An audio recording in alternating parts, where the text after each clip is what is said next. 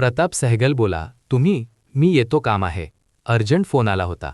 पण तू रागात होती म्हणून अर्जुनला बोलवलं होतं आणि भेट घडवून आणली. जातो मी आता. दोघांना मिळून काय करता येईल ते पहा. भांडू नको. गरम भेजे असता हे मिलिटरीवाले, आणि हा तर कामातून गेला आहे. गोळ्या मारतो ऐकला आहे. नाहीतर करशील, विद्यार्थी समजून विद्यार्थ्यांबरोबर करते ते, मग तोही करेल. तो त्रास देणाऱ्याबरोबर करता ते, मग नको तू मला बोलू. काहीही करू शकणार नाही मी. कुंदा सहगल, मला नाही बोलायचं. आणि कसा भाऊ आहे रे तू? याच्याबरोबर मला सोडून जातोय? याला हातकडी आणि दोऱ्यांमध्ये बांधून ठेव. आणि तेवढ्यावर मी विश्वास ठेवू शकणार नाही. मला बंदूकही लागेल तुझी. मला नाही बोलायचं. काही तूही समोर बोलत नको जाऊ. फोनवर बोलत जा. वहिनी सुंदर आहे आणि हा बंदर आहे. केव्हा उडी मारून घेऊन जाईल बिचारीला. तू गेल्यावर. मनात मरायला कोण घाबरतं? मारायच्या गोष्टी करतो. भाऊ आहे, बहिणीला अशा माणसाबरोबर बोल म्हणतो, बैस म्हणतो. एकटा सोळतोय.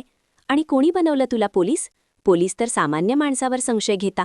तू अशा लिंगपिसाटाला बहिणीबरोबर सोळतोय. प्रताप, घाबरू नको. तू पाहिलेलं रूप खरं नाहीये. त्याचं वेषांतर केलंय. तू करते ना वेषांतर, तसंच आहे हे. तू मजनू पकडते, हा गुन्हेगारांना पकडतो. पोलिसांचं काम करत होता, आर्मीत असू ना. पहा, एका दिवसात कामाला लागला पहा. काय मदत लागते? शहाणी आहे ना तू?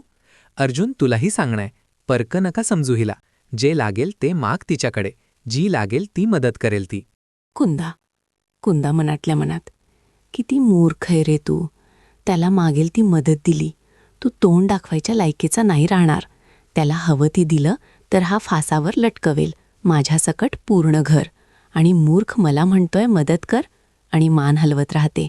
दात ओठ खात असते आणि तोंडातल्या तोंडात बोलत असते. कुत्रा म्हणते आहे. तिच्या ओठाच्या हालचालीवरून कळत असतं.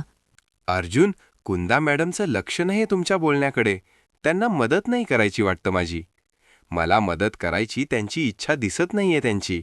प्रताप सहगल, इच्छा नाही तरी करावी लागेल. पुरुष नाही आहे तो, की दूर राहते आहे, की काही करेल. सैनिक आहे, रक्षा करतो आयाबायांची.